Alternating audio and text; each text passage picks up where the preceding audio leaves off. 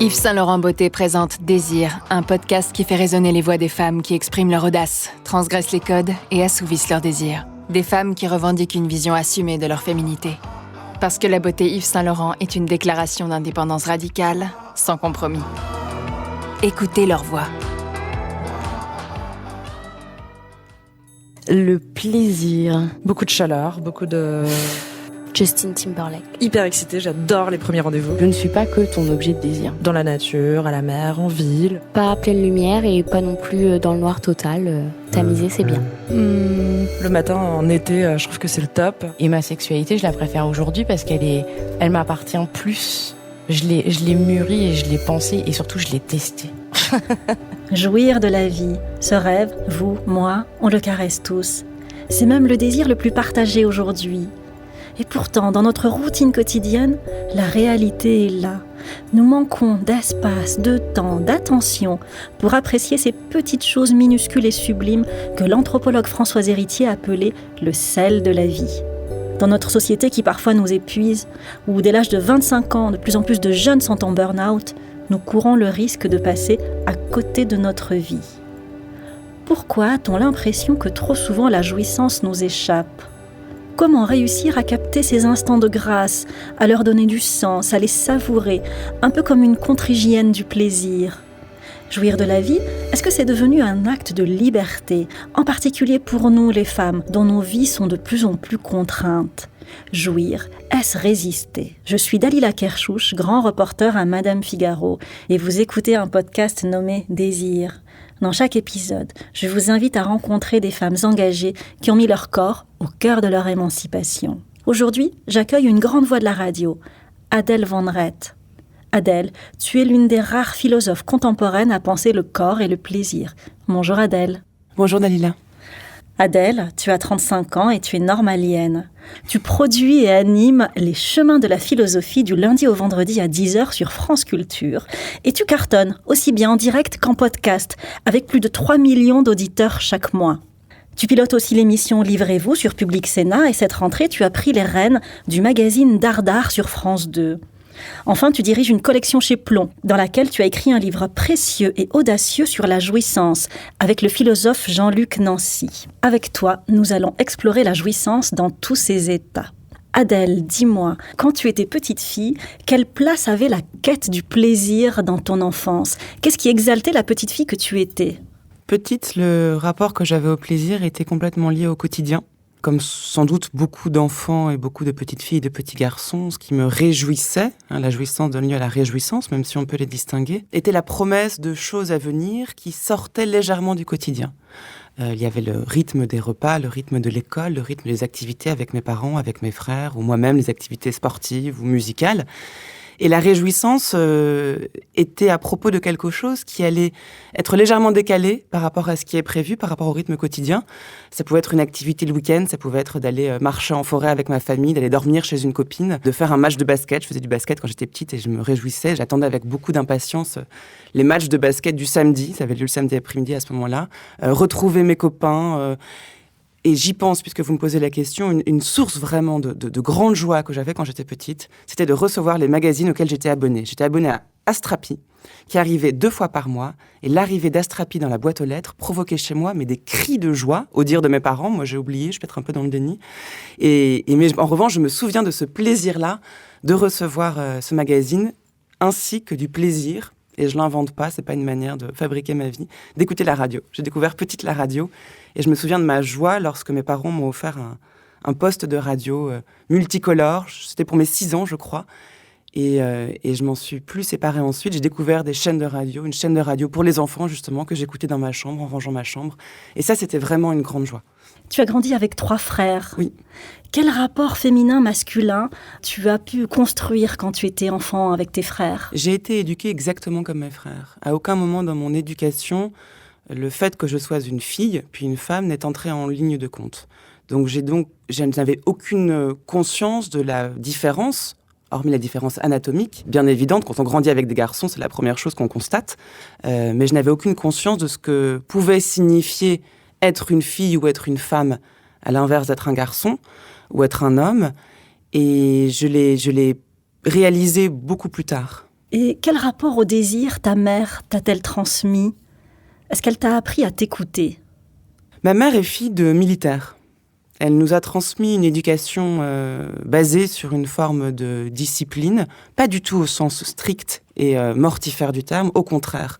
Ma mère nous a transmis le goût de se battre pour les choses que l'on désirait. C'était pas tellement une manière d'influencer nos désirs que de nous faire prendre conscience que si nous arrivions à identifier nos désirs, eh bien, il ne tenait qu'à nous d'y parvenir. C'est plus une affaire de volonté. En réalité, ce qui est très précieux, ce qui parfois s'oppose au désir, mais être armé d'une volonté solide, permet dans certains cas de se rendre attentif au désir. Tu parles de discipline. Dans une interview que tu as donnée au Figaro, tu dis ceci. « Petite fille de militaire, je suis allergique au terme de discipline. » Pourquoi ? Est-ce que la discipline, ça freine le désir pour toi ? Je l'ai vécu ainsi, beaucoup plus tard. Je me suis rendu compte que cette discipline, qui était vraiment une force chez moi, qui m'a permis de faire beaucoup de choses auxquelles je ne serais pas parvenue sans cette discipline, sans cette volonté, je crois que la discipline est affaire de volonté, encore une fois, avait tendance, mais en ce qui me concerne, c'est pas un système, et c'est pas le cas chez mes frères, donc c'est vraiment la manière dont je suis constituée, avait tendance à recouvrir l'attention que je pouvais porter à un désir. J'ai mis beaucoup de temps à comprendre que tout n'est pas affaire de volonté, que parfois même le désir s'oppose à la volonté, et je me suis trouvée démunie. Comment accueillir un désir qui me constituait, qui me traversait, et qui semblait s'opposer en tout point à la discipline que j'avais mise en place. Ça a été un moment très fort dans ma vie, assez tardif, qui a impliqué une grande déconstruction de ma manière de réagir, de penser les choses, et qui a ensuite porté ses fruits. Et je me sens désormais encore plus forte d'avoir, à côté de cette volonté, de cette obstination peut-être, cette force, une attention aussi à mon désir, ce qui veut dire aussi une attention à mes contradictions, à mes faiblesses, à l'impossible. Le désir n'est pas toujours possible. Le désir est parfois de l'ordre du fantasme, de l'ordre du rêve, quelque chose qui nous fait tourner le dos à la réalité. Et la discipline enseigne la connaissance du réel, quand le désir, parfois, brise cette connaissance et montre que le réel est souvent friable, que bien souvent, la plupart du temps, il nous échappe. Et c'est à nous de trouver une manière de se rendre attentif à ce désir et de voir quel chemin emprunter pour se donner une chance de l'assouvir. À l'adolescence, cette friction entre le désir et la discipline est exacerbée. Comment est-ce que tu l'as traversée ? Alors, moi, je crois que c'est venu beaucoup plus tard chez moi. Je l'ai nommé comme ça, en tout cas beaucoup plus tard. Je dirais presque autour de la trentaine. Un petit peu avant, entre 25 et 30 ans. Ce qui est étonnant, et moi-même, je ne comprenais pas pourquoi c'était arrivé si tard. Pour vous donner un exemple, quand j'étais au lycée, j'avais dit à mes parents, qui me demandaient ce que je voulais faire après le bac, que je voulais être comédienne. Je voulais jouer, je voulais être actrice, et ça depuis toute petite. Et mes parents m'ont dit, bon, mais pourquoi pas, mais on veut que tu aies un diplôme d'abord, ce qui est normal. En bons parents sensés qui veulent pas que leur fille s'aventure dans la jungle du milieu du cinéma et du théâtre, ils voulaient que je sois diplômée. Et donc, j'ai commencé des études d'architecture qui ne me plaisaient pas. J'ai voulu les arrêter au bout de quelques mois. Et là, j'ai dit à mes parents, j'ai pris mon courage à deux mains, j'habitais à Strasbourg à ce moment-là. J'ai dit, écoutez, je vais à Paris, je vais prendre des cours de théâtre, je veux vraiment jouer. Mes parents m'ont dit, mais pas du tout. Non, c'est pas du tout ce qui va se passer. Tu arrêtes l'école d'architecture si tu veux, mais tu trouves d'autres études à faire. Il faut au moins que tu aies, à l'époque, un DUG, 2 ans d'études, un diplôme en poche, et ensuite tu feras ce que tu veux. Et c'est ce que j'ai fait. J'ai donc arrêté mes études d'archi. On était en janvier dans l'année. J'ai travaillé dans un supermarché jusqu'à l'été. Et en septembre d'après, je suis rentrée en prépa, en Hippocagne. Et tu ne t'es pas rebellée ? Et ma grande question que je me pose encore aujourd'hui, c'est pourquoi est-ce que j'ai obéi, au fait ? Pourquoi est-ce que je ne leur ai pas dit, non, c'est ma vie, mon désir, je vais y aller, envers et contre tout. À aucun moment ne m'est venu à l'esprit que mon désir pouvait l'emporter sur la loi, en fait, sur la loi de mes parents. Est-ce que les filles sont plus soumises que les garçons à la loi parentale ? Peut-être. Dans mon cas, c'est pas comme ça que je me suis formulé les choses. Encore une fois, forte de l'éducation que j'avais reçue, qui ne faisait aucune différence entre mes frères et moi, je me suis jamais dit que c'est parce que j'étais une fille que j'avais obéi à mes parents. À aucun moment. Grandir, c'est aussi quelque part se libérer des attentes que les autres portent sur nous et se libérer des stéréotypes. Quand tu étais adolescente, Adèle, est-ce que tu as été confrontée à des stéréotypes qui touchent typiquement les jeunes filles ? Le diktat de la beauté, de l'apparence, de la mode. Est-ce que ça a été un poids pour toi ou pas du tout ? En tant que fille adolescente ou femme adolescente à l'époque, Bien sûr que je me posais la question, ça n'était pas réduit à la beauté ni à l'apparence. Quelle personne suis-je ? Et est-ce que cette personne peut être aimée par d'autres personnes que moi ? Ce qui est vraiment une question que beaucoup d'adolescents se posent. Faut-il se construire une identité particulièrement intéressante, originale, rebelle ou au contraire conforme, classique et traditionnelle pour pouvoir exister en société, pour recevoir l'approbation de ses pairs, etc. Je crois avoir vécu cette question de manière un peu différente parce que j'ai eu la chance aussi de vivre à l'étranger. J'ai passé une année scolaire en Nouvelle-Zélande, à Auckland, entre la seconde et la première. Et j'étais dans une école, alors bien loin de mon univers de 3 frères, amis surtout avec des garçons, j'étais dans une école uniquement de filles, 2000 filles, avec uniforme. Ce qui a complètement changé mon rapport à l'apparence, puisque tous les matins, en fait, je mettais l'uniforme qu'il me fallait mettre et toutes mes copines à l'école étaient habillées de la même façon. Les 2000 filles qui composaient l'école étaient habillées de la même façon. Et ça te plaisait ? Je sais pas si ça me plaisait. Il y avait un certain confort à ne pas tout miser sur l'apparence vestimentaire. Et j'ai aussi constaté que le diktat de l'apparence jaillissait sur d'autres aspects, qui pouvaient être la coiffure, qui pouvaient être d'autres manières de se tenir ou d'exister. Ce qui m'a déplu, c'est le clivage que ça crée entre les filles et les garçons. C'est-à-dire que les rares fois où un garçon traversait l'école, c'était un phénomène de foire. Et quand les filles et les garçons se retrouvaient le week-end pour faire la fête ou faire des activités ensemble, il y avait un fossé très très fort qui séparait les filles et les garçons que moi je ne connaissais pas. Je ne comprenais pas cette espèce de grande gêne et fascination qu'un garçon pouvait susciter pour une fille et réciproquement.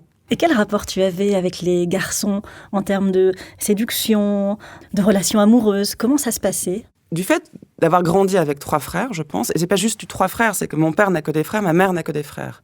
C'est vraiment, j'ai grandi dans une famille de garçons. Ma mère est la seule fille et ma grand-mère aussi. Mais je crois que ça a développé en moi un rapport d'abord amical aux garçons. La séduction n'était pas un enjeu en premier, c'était mes frères, puis mes oncles, puis mes cousins, puis mes amis ensuite. Je n'ai pas eu en premier ce rapport de séduction ou de peur ou de fascination aux garçons. Je les considérais comme mes semblables.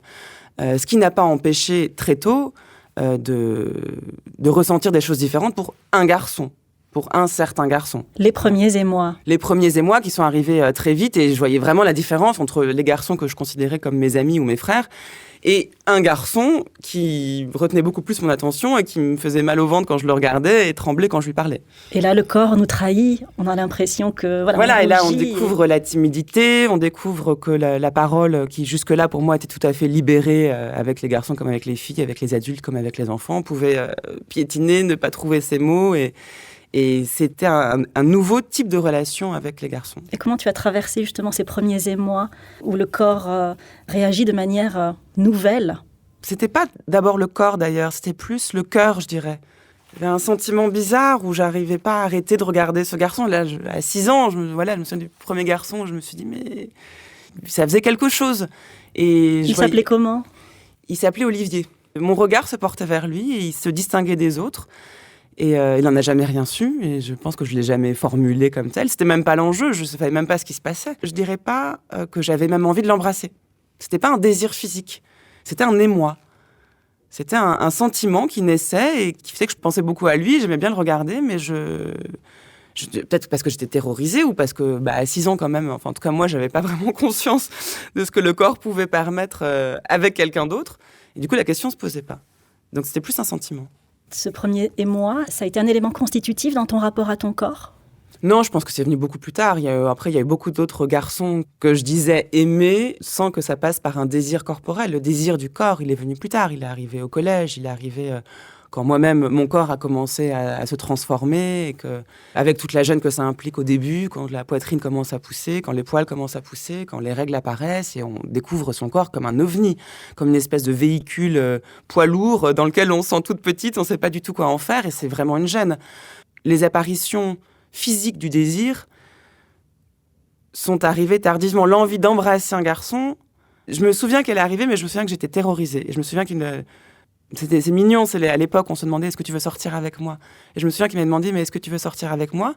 Et j'en mourais d'envie. J'y arrivais même pas à répondre. J'ai hoché la tête en disant « Oui » et je suis partie en courant. De peur, sans doute, qu'il y a un contact physique. Et je partais en vacances après, il m'avait envoyé une carte. Tout sentiment s'était dissipé une semaine plus tard. Ça, c'est très intéressant. Pourquoi est-ce qu'il y a eu un tel désir, amour, je ne sais pas quel est le terme juste, attirance pour ce garçon. Enfin, il y aurait dû y avoir une forme de concrétisation physique. Je suis partie en courant et tout s'est éteint. Désir et peur sont intimement liés. Oui, je crois que le désir effraie. Et que grandir, sortir de l'enfance, apprendre à connaître son corps et développer un rapport à sa propre jouissance consiste à se familiariser avec son désir. Désir physique ou autre, c'est très compliqué déjà de le reconnaître. Je n'ai pas eu un désir qui m'opposait aux autres. C'est-à-dire que je pense que c'est beaucoup plus compliqué pour les personnes qui se rencontrent très tôt, qu'elles ont un désir homosexuel, par exemple, qui doit compliquer considérablement l'effort de reconnaître son désir. Quoique, il y en a qui le font assez facilement. C'est quelque chose qui nous échappe. Et c'est quelque chose qui implique, dans le cas du désir physique, une autre personne. Et ça, cette émission de l'altérité au sein de son propre corps, c'est le cas de le dire, il faut être prêt à ça. Il faut être à la fois sûr de soi et prêt à s'ouvrir à l'autre, ce qui demande beaucoup.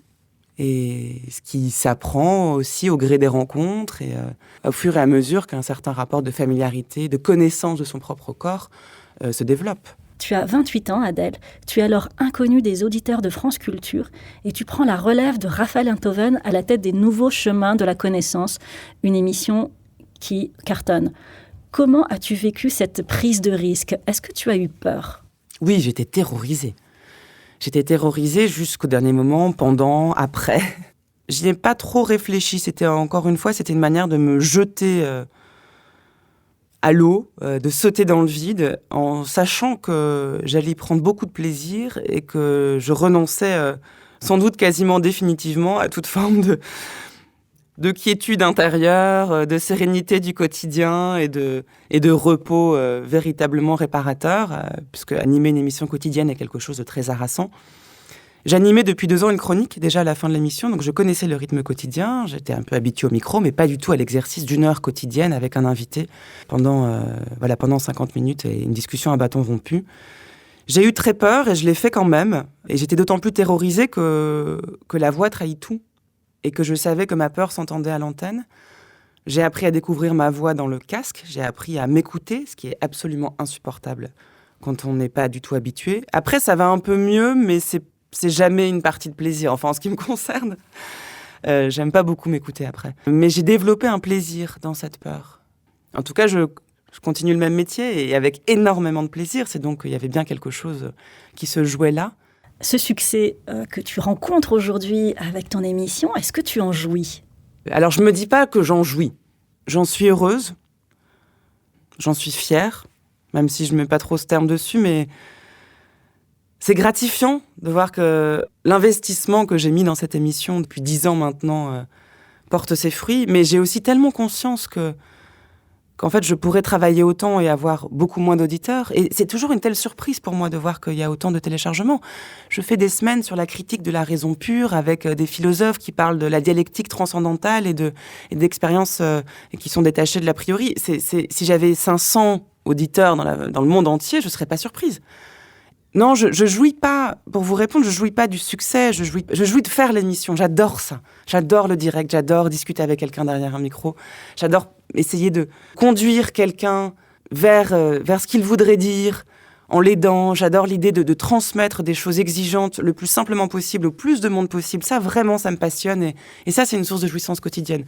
Je me méfie trop de ce succès, je sais trop ce qu'il signifie et bien sûr, j'en suis ravie. Je ne construis pas ma vie autour de ça parce que je sais à quel point c'est fragile et précaire. Donc, je prends ce qu'il y a à prendre et c'est super, mais c'est pas ce qu'il y a de durable, c'est pas ce qu'il y a de stable. Ton instrument, c'est ta voix. Comment est-ce que tu la travailles ? Ah, je ne travaille pas ma voix. Et d'ailleurs, on me l'a beaucoup reproché.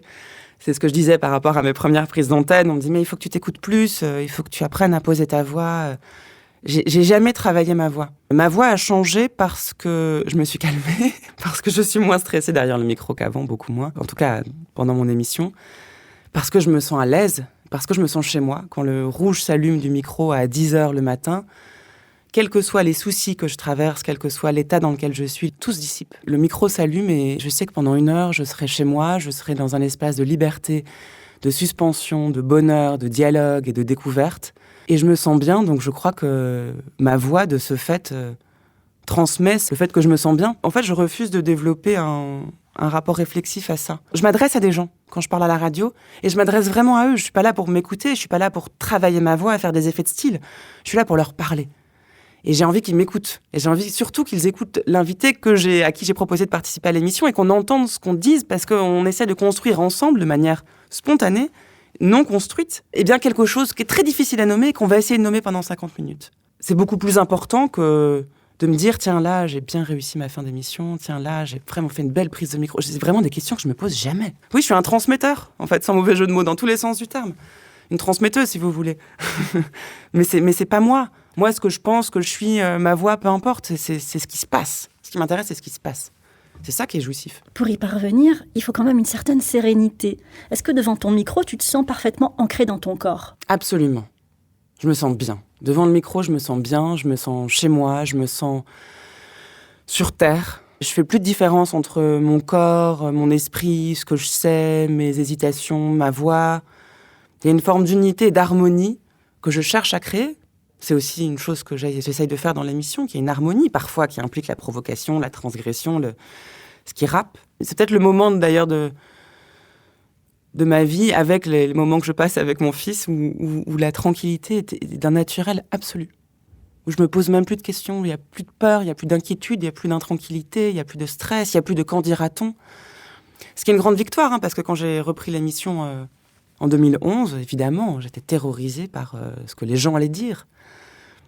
J'ai un rapport assez pudique à moi, à ma vie, à mon intimité, à mon passé, etc. Et j'ai toujours beaucoup redouté la manière dont les gens pouvaient juger qui j'étais, ce que je faisais. Et j'ai choisi un métier où je m'expose à qui veut m'entendre. Et avec pour médium la voix, qui, je crois, trahit beaucoup plus que le visage, d'ailleurs. Enfin, ce serait à creuser, cette différence radio et télé, mais la voix, quelque chose de très intime, qui dit beaucoup plus que ce qu'on veut dire, qui dit ce qu'on ne montre pas. Et en fait, je crois que ça m'a aidée. J'ai gagné en confiance aussi, en me rendant compte que je pouvais prendre la parole tous les jours, y compris avec mes incertitudes, mes perplexités, mes hésitations. Et non seulement rester en vie, ne pas m'effondrer, mais même être écoutée et appréciée. Ça a été quelque chose d'incroyable. Et je pense même, je pourrais même aller jusqu'à dire que c'est cette émission et le fait d'être écoutée m'a donné confiance, y compris de manière beaucoup plus privée, de manière beaucoup plus intime, en me disant, mais oui, en fait, ma parole peut dire quelque chose. Ça, c'est un problème que moi j'avais, une sorte de doute par rapport au langage. Est-ce qu'on peut vraiment dire ce qu'on a envie de dire ? Est-ce qu'on n'est pas toujours étranger à sa propre parole ? Est-ce qu'il n'y a pas toujours un décalage entre l'image qu'on renvoie et ce qu'on est vraiment ? Et je crois que beaucoup de ces questions-là se sont dissipées dans la pratique de mon métier à la radio. S'ancrer dans son corps, c'est une source de force, de puissance. Si les femmes aujourd'hui s'incarnaient davantage dans leur corps, qu'est-ce qu'on y gagnerait, à ton avis ? C'est très compliqué d'être bien dans son corps, et pas simplement parce que dans son corps de femme, d'être bien dans son corps, c'est compliqué. On hérite quand même d'une tradition culturelle qui distingue le corps et l'esprit, depuis Platon. Il y a l'âme, d'un côté, éthérée, loin des basses choses matérielles, et il y a le corps, cette espèce de monticule de chair qui est notre véhicule sur Terre, dit Platon, dont on ne sait pas quoi faire, qui nous embarrasse. On grandit avec cette idée-là. Moi, j'ai une vision beaucoup plus, je dirais, spinoziste des choses, c'est-à-dire qu'il n'y a pas de différence entre le corps et l'esprit, c'est nous. Ce que je dis se traduit par mon corps. Les auditeurs ne le voient pas, mais depuis le début de notre discussion, je n'arrête pas de bouger les mains. C'est comme ça que je m'exprime, toujours. Tu parles avec ton corps. Je parle avec mon corps, voilà. Ça, je le sais, je l'ai vu, puis on me l'a suffisamment dit. Et parfois, mon corps dit des choses que ma voix ne dit pas. Imaginez, quand quelqu'un se met en colère, qu'il se met à crier, il n'a pas prémédité cette colère, et là, il comprend qu'il est en colère, il ne l'était pas formulé avant. Parfois, le ton, le corps nous enseigne, nous renseigne sur ce que nous pensons. Donc voilà, est-ce que si les femmes étaient mieux dans leur corps, qu'est-ce qu'elles y gagneraient ? Mais elles gagneraient tout simplement une manière d'exister beaucoup plus facile, mais qui reste un combat. C'est un combat très actuel pour les femmes. Body positive, on parle de sexe-féminisme aussi. Le néo-féminisme, aujourd'hui, passe de plus en plus par le corps. Pour moi, l'émancipation par le corps chez la femme, aujourd'hui, elle passe par la sexualité. On a quand même attendu très très très longtemps, des milliers d'années, avant que le dessin du clitoris n'apparaisse dans un manuel scolaire et même dans les médias, dans la presse. Combien de personnes ont découvert à quoi ressemblait le clitoris il y a quelques mois ? Je crois que c'était en tout cas en 2018. Récemment, un compte sur Instagram a été créé qui s'appelle Tajoui. En une semaine, il y a presque 100 000 abonnés, au moment où on enregistre cette émission en tout cas. Ce qui montre, là encore, la demande énorme et l'absence d'offres qu'il y avait jusqu'à présent. Que la jouissance féminine puisse encore être un mystère aujourd'hui, il y a quelque chose d'absolument fascinant. Or, si on parle du désir et si on dit que une manière de s'émanciper et de s'accepter, de suivre son désir, comment peut-on prétendre pouvoir le faire sans connaître son désir sexuel ? Là, je ne distingue pas les deux non plus.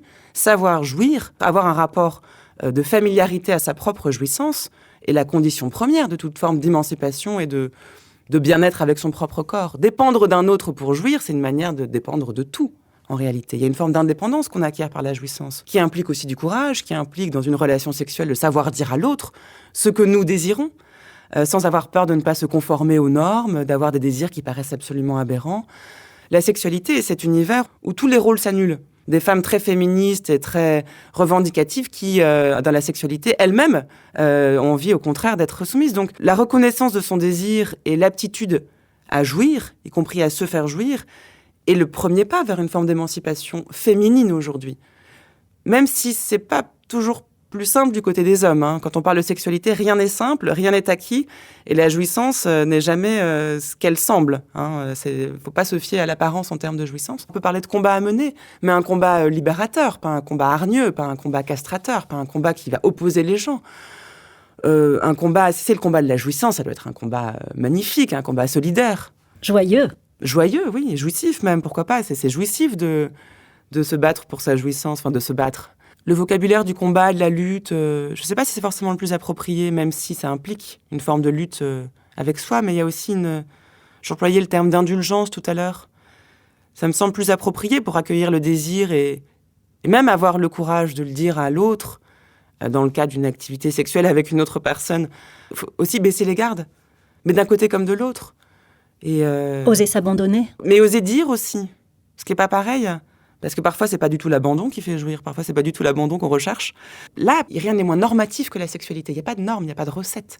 Il n'y a vraiment pas de recettes. C'est à nous de découvrir celle qui nous constitue. Donc moi, je me réjouis que de ces mouvements très, très récents, c'est ahurissant de penser que c'est si récent, ces mouvements qui consistent à donner la voix aux femmes et dans leur rapport au plaisir, pour le coup, féminin.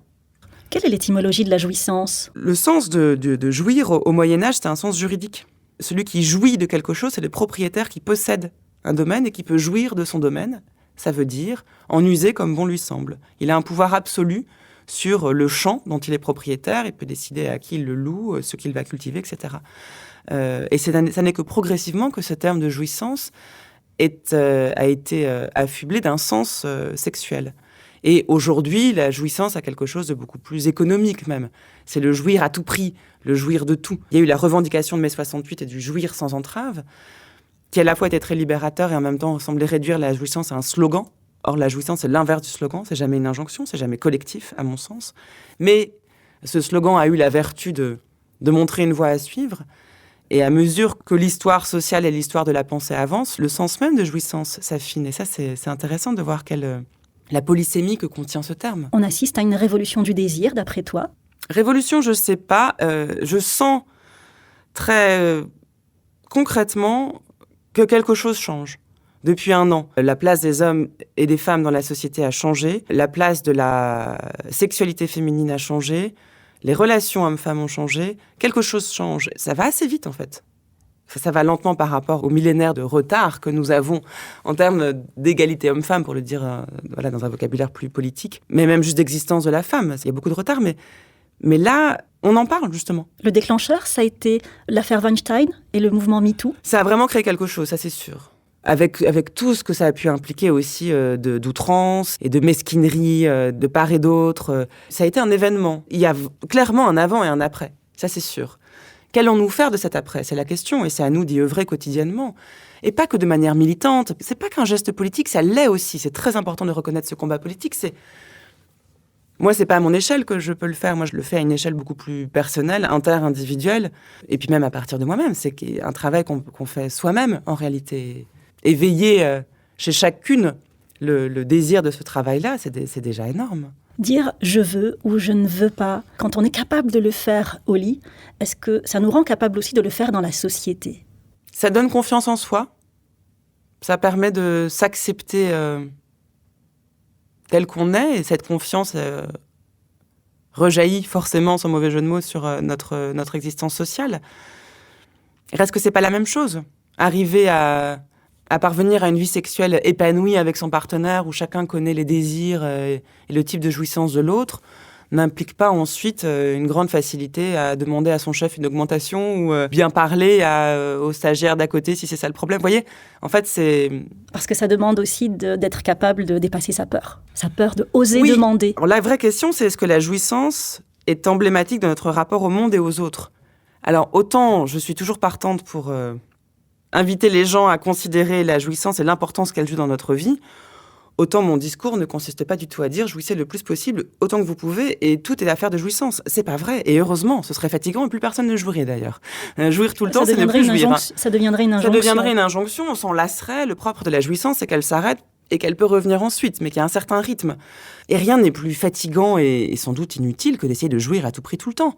Donc quand je prends l'exemple de la différence entre la vie sexuelle et la vie professionnelle, c'est pour dire que heureusement que tout ne se ramène pas à la jouissance et à la vie sexuelle, mais qu'il y a un rapport à soi à explorer qui ne relève pas forcément de la jouissance et qui est la relation à son supérieur ou à son inférieur, une manière de s'adresser aux personnes, avoir confiance en soi, pas simplement de manière dans son rapport à la jouissance sexuelle, mais aussi dans son apparence, mais aussi dans ses faiblesses, mais aussi dans son intimité. Non seulement il n'y a pas de recette à la jouissance, mais la jouissance elle-même n'est pas une clé à détenir, même si c'est quand même la vie quand même plus agréable quand on la détient et ça aide aussi.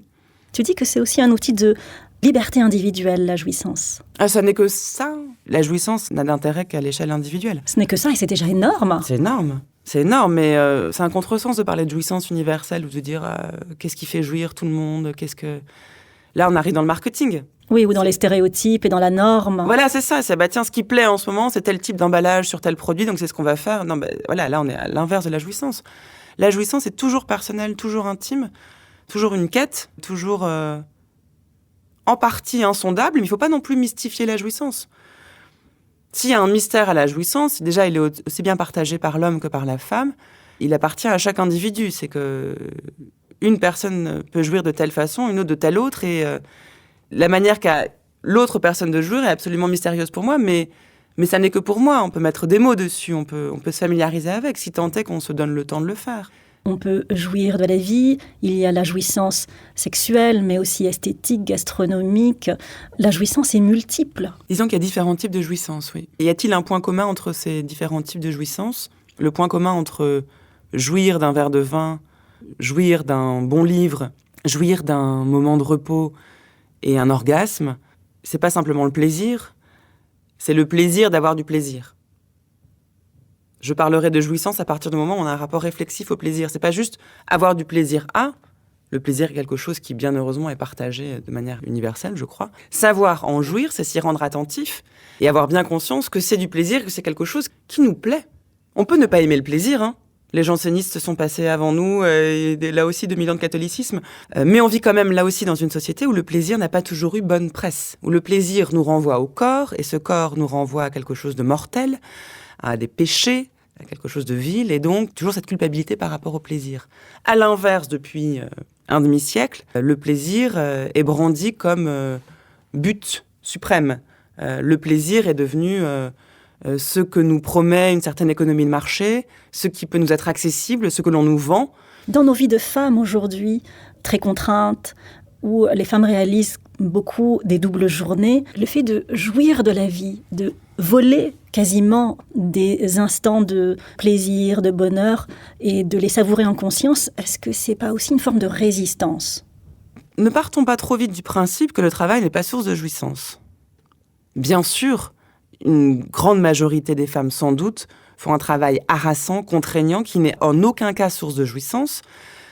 Peut-être même que leur vie de famille n'est pas source de jouissance, peut-être que leur vie sentimentale n'est pas source de jouissance. Auquel cas, effectivement, les rares moments de jouissance vont être difficiles à dégager et à intégrer dans le quotidien. C'est souvent l'accumulation de contraintes qui réduit la zone de jouissance. C'est très compliqué parce que là, on rentre dans une question qui est celle du libre arbitre. Dans quelle mesure choisissons-nous la vie que nous menons ? Dans une grande mesure, malheureusement, très peu. Je parle de cette possibilité que nous avons dans certains domaines de l'existence, et à certains moments, il faut y être attentif, de choisir davantage que de subir. Mais j'ai toujours été frappée de voir que les grands jouisseurs n'étaient pas forcément les personnes les plus aisées, les plus heureuses. La jouissance n'implique pas le bonheur, et réciproquement. J'ai une amie assez proche qui a une vie très difficile. C'est la personne parmi les gens que je connais, je crois, qui a la plus grande faculté, quand on se voit, en un quart d'heure, à être absolument là, à se délecter de ce qu'on est en train de manger, que ce soit n'importe quoi. Elle est dans le moment. Et pour moi, ça, c'est une faculté de jouissance. C'est ne pas être happé par autre chose, ne pas être parasité par quelque chose, ne pas être déjà dans l'instant d'après. Ça ne veut pas dire qu'il faut jouir du présent et des petites choses. Vous voyez, cette faculté-là, elle ne l'a pas décidée, sans doute. C'est peut-être une question de caractère. Ça aussi, peut-être que la jouissance, ce n'est pas forcément un choix. Peut-être que certains naissent avec ce caractère. Camus dit, il faut une rare vocation pour être un jouisseur. Ce qui est compliqué à entendre, parce que ça veut dire que si une vocation, peut-être que je ne l'ai pas et que je suis exclu. Mais jouir, est-ce que ça se travaille pour toi ? Est-ce que ça s'apprend ? Voilà, je pense qu'il y a des gens qui sont plus doués que d'autres. Il y a un donné à la base qui fait qu'on est plus ou moins apte à la jouissance. En revanche, ceux qui s'en sentent condamnés ou exclus ne le sont pas définitivement, du tout. Mais encore faut-il avoir envie, tout le monde n'a pas envie de jouir. Il y a aussi ça. C'est que vraiment, on parle de la jouissance, c'est un sujet qui m'intéresse et ça définit une partie de mon rapport au monde, mais je fais aucun prosélytisme. Je pense pas du tout qu'il faille jouir à tout prix. Ça crée un ancrage dans l'existence. C'est une manière de se soustraire à certaines conditions qui sont harassantes, peut-être à certaines contraintes, mais qui ne relèvent pas forcément d'une décision. Donc c'est ça qui est très compliqué. Mais déjà, que cette idée germe dans l'esprit, ouvre certaines voies. Qu'est-ce qui fait aujourd'hui pour toi le sel de la vie, selon l'expression de l'anthropologue Françoise Héritier ? Françoise Héritier, que j'aime beaucoup et dont j'admire beaucoup le travail, dans cet ouvrage magnifique, prend le risque, et ça c'est de la part des lecteurs, pas elle, de proposer une direction dans laquelle moi je ne me reconnais pas forcément, qui est celle de la célébration des petites choses du quotidien. Les petites choses du quotidien, bien souvent, on en fait tous l'expérience, c'est ce qu'il y a de plus chiant, c'est ce qu'il y a de plus compliqué. Montaigne a cette expression pour parler des épines domestiques. C'est exactement ça. Le quotidien est fait de choses qui sont harassantes, qui nous ennuient, qui nous occupent l'esprit, dont on veut fuir. C'est quand même ça, le quotidien. Et il suffit pas de dire je vais célébrer la beauté du jet d'eau dans l'évier, la beauté de ce chauffage qui ne marche plus et cette peau de banane qui est tombée par terre et qui est en chemin à renverser l'assiette et le riz qui est par terre et la brosse qui va permettre de tout nettoyer, pour se dire je me sens mieux, je célèbre les petites choses. Bien sûr qu'il y a des choses belles dans le quotidien, mais je trouve qu'il y a, et là encore une fois, là c'est pas le texte de Françoise Héritier, c'est un discours qu'on entend beaucoup. Il y a beaucoup de mauvaise foi là-dedans. Non, le quotidien est quelque chose de pesant, c'est aussi une bouée de secours à laquelle on s'accroche parce qu'un quotidien bien rythmé est ce qui nous permet de tenir bon, ce qui nous permet de penser à autre chose. Et quand les choses ne fonctionnent plus, c'est là où vraiment on n'arrive plus à penser, c'est là où on est enfermé dans le quotidien. Mais au fond, c'est pas ça dont on a besoin, c'est pas de beauté de petites choses, c'est de beauté de grandes choses. Comme quoi, par exemple ? À l'échelle d'une vie, j'ai la chance d'avoir un travail que j'adore. C'est une chance inouïe, c'est une chance incroyable, mais c'est un travail. Je fais beaucoup de choses que j'adore, et ça, c'est ça que je souhaite aux gens.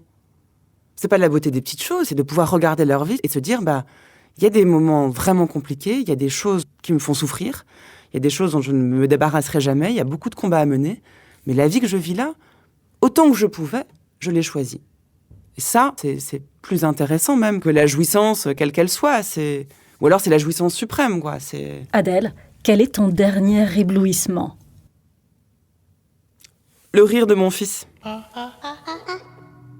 Merci Adèle. Et merci de nous avoir écoutés. Arpentez à votre tour les chemins de la philosophie que propose Adèle Van Rett, du lundi au vendredi à 10h sur France Culture.